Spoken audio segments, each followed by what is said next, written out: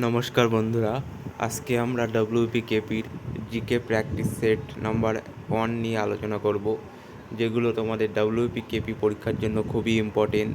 তোমরা জানো যে সামনে ডব্লিউবিকেপির পরীক্ষা হতে চলেছে, তো এই সমস্ত কোশ্চেনগুলি তোমরা অবশ্যই নোট করে নেবে। চলো শুরু করা যাক। 1 নম্বর কোশ্চেন দেখো, ইংরেজ সরকারের পেশ করা ইলবার্ট বিল কিসের সঙ্গে সম্পর্কিত ছিল? এই কোশ্চেনটি দেখো ডব্লিউবি মেন্সে 2022 সালে এসেছিল। ইংরেজ সরকারের পেশ করা ইলবার্ট বিল কিসের সঙ্গে সম্পর্কিত ছিল? তো সঠিক উত্তর হয়ে যাবে বিচার ব্যবস্থা, অপশান নম্বর বি, বিচার ব্যবস্থার সঙ্গে সম্পর্কিত ছিল। শুধু এটুকু পড়লে আমাদের সিলেকশন হবে না, এর সঙ্গে আরও কিছু এক্সট্রা ইনফরমেশান আমাদের জেনে নিতে হবে। তাহলে দেখে নাও, ইলবার্ট বিল 1883 সালে আসে লর্ড রিপনের সময়। লর্ড রিপনের শাসনকাল ছিল 1880 থেকে 84। এই সময় কী হয়, শিশুশ্রম বন্ধ করার জন্য ফ্যাক্টরি আইন পাশ হয় 1881 সালে। স্থানীয় স্বায়ত্তশাসন আসে 1882 সালে। দেশীয় ভাষায় সংবাদপত্র আইন বা ভার্নাকুলার প্রেস অ্যাক্ট, এটা আসে 1882 সালে। প্রথম নিয়মিত জনগণনা হয় 1881 সালে। এটা লর্ড মেয়োর সময় হয়। প্রথম লর্ড মেয়োর সময় হয়, ওটা অনিয়মিতভাবে হয়। আর এটা হচ্ছে রিপনের সময় হয় প্রথম নিয়মিতভাবে জনগণনা, এটা হচ্ছে 1881 সালে। আর লর্ড মেয়োর সময় হয়, সেটা অনিয়মিতভাবে জনগণনা। প্রথম অনিয়মিতভাবে জনগণনা হয় লর্ড মেয়োর সময়। চলো পরবর্তী কোশ্চেনটা দেখি। মহাত্মা গান্ধী চম্পারণ নামক যে স্থান থেকে আইন অমান্য আন্দোলন শুরু করেছিল, সেটি নিম্নলিখিত কোন রাজ্যে অবস্থিত? তাহলে চম্পারণ সত্যাগ্রহ হয়েছিল, মহাত্মা গান্ধী করেছিল, সেটা বিহার রাজ্যে, অপশান নাম্বার ডি, বিহারে।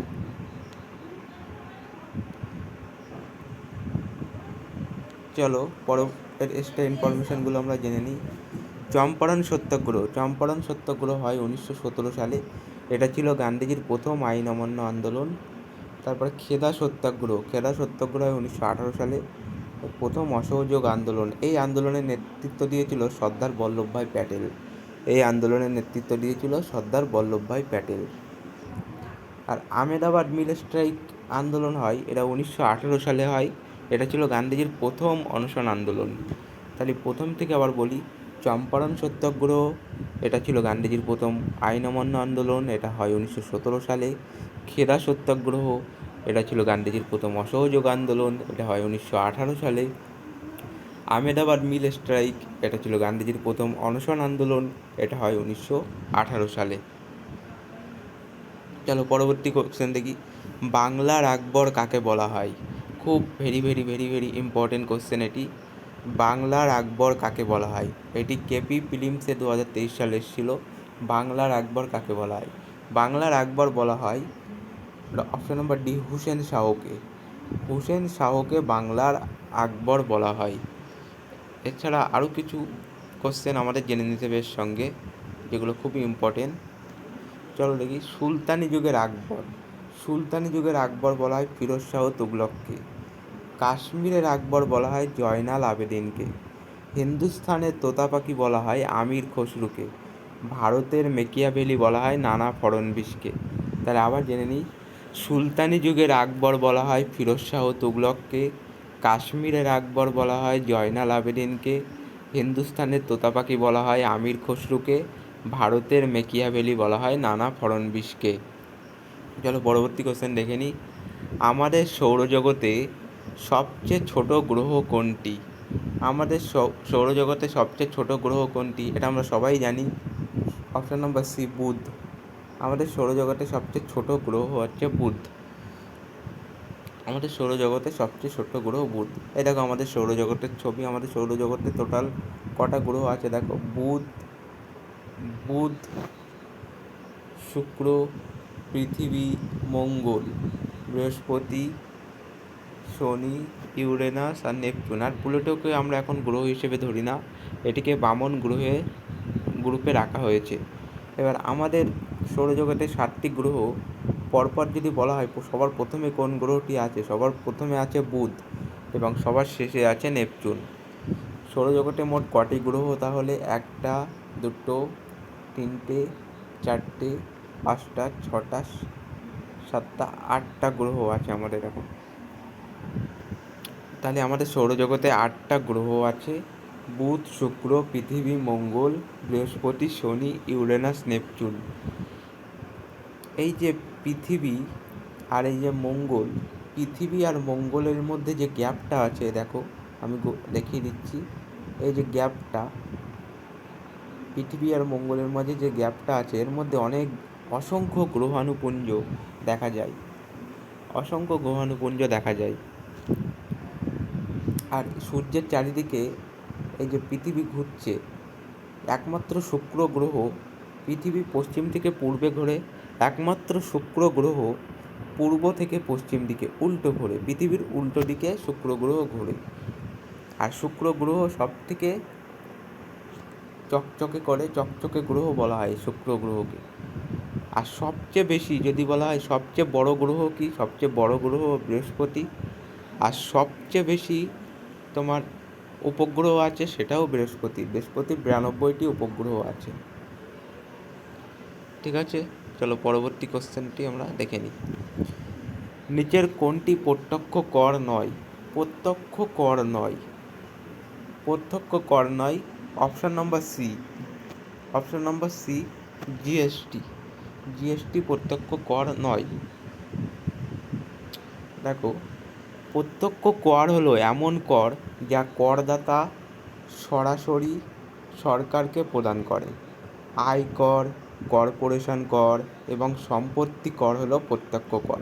অন্যদিকে জিএসটি হলো একটি পরোক্ষ কর যা করদাতার পণ্য বা পরিষেবা ক্রয় করার সময় প্রদান করে। জিএসটির বোঝা শেষ পর্যন্ত ভোক্তাদের ওপর পড়ে, কিন্তু এটি প্রথমে ব্যবসায়ীদের দ্বারা প্রদান করা হয়। তাহলে বোঝা গেল প্রত্যক্ষ কর আর পরোক্ষ কর কাকে বলা হয়। চলো পরবর্তী কোশ্চেন দেখি। মানবদেহে যে ক্রোমোজোম থাকে তা কার্য অনুযায়ী কত প্রকারের হয়? কার্য অনুযায়ী, এটা এসছে ডব্লিউপি লেডি কনস্টেবল মেন্স 2018। মানবদেহে যে ক্রোমোজোম থাকে তা কার্য অনুযায়ী দুই প্রকারের হয়।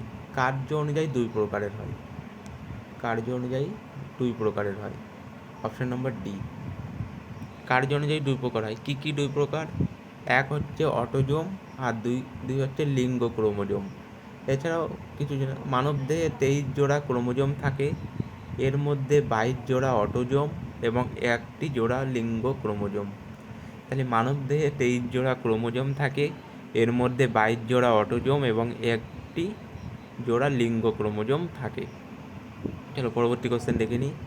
সানি ডেস কোন বিখ্যাত ক্রিকেটারের আত্মজীবনী? ডব্লিউপি কনস্টেবল এই কোশ্চেনটি এসেছিল। আত্মজীবনী, কোন বিখ্যাত ক্রিকেটারের আত্মজীবনী? এটা হচ্ছে অপশন নম্বর বি, সুনীল গাভাস্কারের আত্মজীবনীর নাম হচ্ছে সানি ডেস। দেখে নাও, সচিন তেন্ডুলকরের আত্মজীবনী হচ্ছে playing it my way. Yuvraj Singh হচ্ছে the test of my life. Sunil Gavaskar sunny days. Sania Mirza ace against odds. Saina Nehwal playing to win. Mary Kom unbreakable. Milkha Singh the race of my life. P T Usha golden girl. তাহলে পিটি উষা হচ্ছে গোল্ডেন গার্ল। তাহলে আবার বলি, Sachin Tendulkar playing it my way, Yuvraj Singh the test of my life, Sunil Gavaskar sunny days, Sania Mirza ace against odds, Saina Nehwal playing to win, Mary Kom unbreakable, Milkha Singh the race of my life, P T Usha golden girl. এই সমস্ত কোশ্চেনগুলি খুবই important. তাহলে পরবর্তী কোশ্চেন দেখি। কুইনাইন নামক উপক্ষার কোন উদ্ভিদ থেকে পাওয়া যায়? এটা ডব্লিউপি কনস্টেবল মেন্স 2022 সালে এসছে। কুইনাইন নামক উপক্ষার পাওয়া যায় সিনকোনা গাছের ছাল থেকে। অপশন নম্বর ডি, সিনকোনা গাছের ছাল থেকে কুইনাইন পাওয়া যায়। এটা এবার রেসারপিন পাওয়া যায় সর্পগন্ধা গাছের ছাল থেকে। মরফিন পাওয়া যায় আফিম গাছের কাঁচা ফলের ত্বক থেকে। ডাটুরিন পাওয়া যায় ধুতরার পাতা ও বীজ থেকে। অ্যাট্রোপিন পাওয়া যায় বেলেডোনা গাছের পাতা থেকে। ক্যাফিন পাওয়া যায় কফি গাছের বীজ থেকে। থেইন পাওয়া যায় চা গাছের পাতা থেকে। তাহলে রেসারপিন পাওয়া যায় সর্পগন্ধা গাছের ছাল থেকে। মরফিন পাওয়া যায় আফিম গাছের কাঁচা ফলের ত্বক থেকে। দাতুরিন পাওয়া যায় ধুতরার পাতা ও বীজ থেকে। অ্যাট্রোপিন পাওয়া যায় বেলোডোনা গাছের পাতা থেকে। আর ক্যাফিন পাওয়া যায় কফি গাছের বীজ থেকে। আর থেইন পাওয়া যায় চা গাছের পাতা থেকে। চলো পরবর্তী কোশ্চেনটা দেখে নিই। নিম্নলিখিত কোন যুদ্ধে সর্বপ্রথম কামান ব্যবহৃত হয়েছিল? নিম্নলিখিত কোন যুদ্ধে সর্বপ্রথম কামান ব্যবহৃত হয়েছিল? কামান ব্যবহৃত হয়েছিল কোন যুদ্ধে? তরাইনের যুদ্ধে, না খানুয়ার যুদ্ধে, না পানিপথের প্রথম যুদ্ধে। পানিপথের প্রথম যুদ্ধ হয় কত সালে? 1526 সালে। কার কার মধ্যে হয়েছিল? বাবর ভার্সেস ইব্রাহিম লোদি।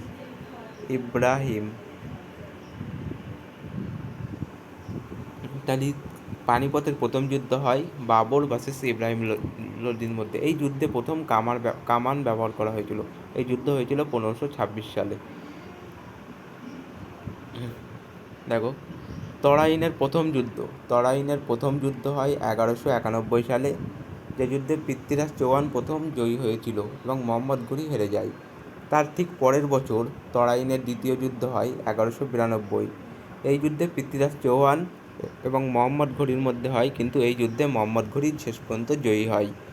এবার তরাইনের তৃতীয় যুদ্ধ হয়েছিল 1216 সালে। দিল্লির সুলতান ইলতুৎমিশ জয়ী হয় এবং প্রাক্তন ঘুরি সেনাপতি তাজ আল দিন ইলদিজ পরাজিত হয়েছিল। এটা ছিল তরাইনের তৃতীয় যুদ্ধ। চলো পরবর্তী কোশ্চেন জেনে নিই। HTTPর পুরো অর্থ কী? কম্পিউটার থেকে শর্ট ফর্মগুলো খুবই ইম্পর্টেন্ট, তোমাদের WPKP পরীক্ষা এগুলো খুবই দেখা যায়। HTTPর পুরো নাম কি? HTTPর পুরো নাম হচ্ছে hyper text transfer protocol. Option number D, hyper text transfer protocol. তারপরে প্রশ্ন, SQL এর সম্পূর্ণ রূপটি কী? SQL এর সম্পূর্ণ রূপটি কী? তাহলে SQL এর সম্পূর্ণ রূপটি হলো structure query language. Option number C right answer. Structure query language. SQL এর সম্পূর্ণ রূপ হলো স্ট্রাকচার কোয়ারি ল্যাঙ্গুয়েজ। এটা WP জেল পুলিশে এসেছিল। চলো পরবর্তী কোশ্চেনটি জেনে নিই। কম্পিউটার সফটওয়্যারের PDF কটাতির পূর্ণাঙ্গ রূপ? PDF কটাতির পুরো রূপ কি? Printable document format.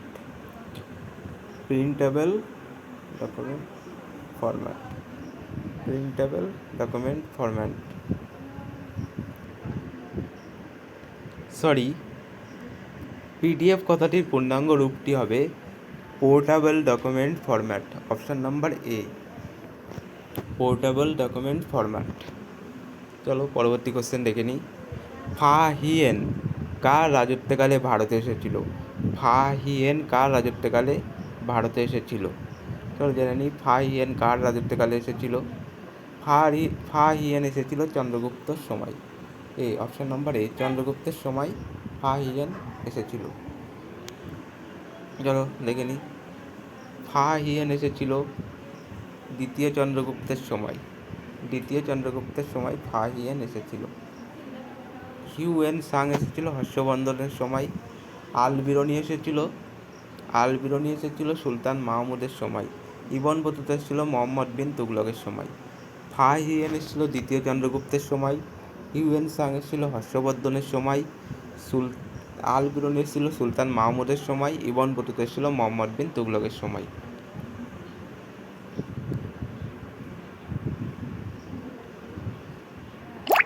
এবার পরবর্তী কোশ্চেন দেখে নাও। এসআই পদ্ধতিতে তাপমাত্রার একক কি? এসআই পদ্ধতিতে তাপমাত্রার একক হলো option number A, kelvin. Option number A kelvin. SI পদ্ধতিতে তাপমাত্রার একক হলো কেলভিন। দেখে নাও, এসআই পদ্ধতিতে 7টি মূল একক আছে, যেমন ভরের একক হচ্ছে তোমার কিলোগ্রাম, সময়ের একক সেকেন্ড, দূরত্বের একক মিটার, তড়িৎ প্রবাহ অ্যাম্পিয়ার, পদার্থের পরিমাণ মোল, দীপন প্রাবল্য বা দীপন তীব্রতা ক্যান্ডেলা, তাপমাত্রা কেলভিন।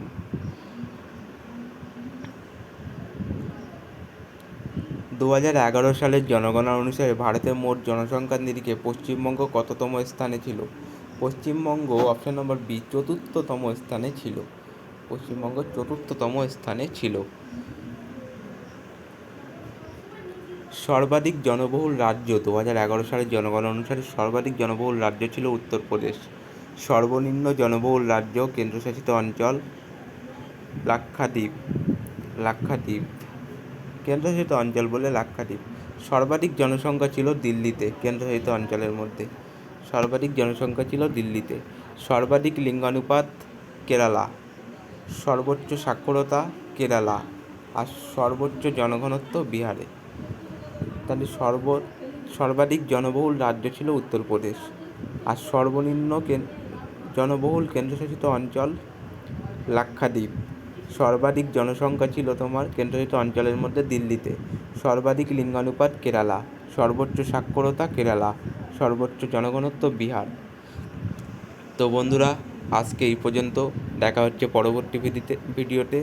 আবার 15টি প্র্যাকটিস সেট নিয়ে আমরা হাজির হব।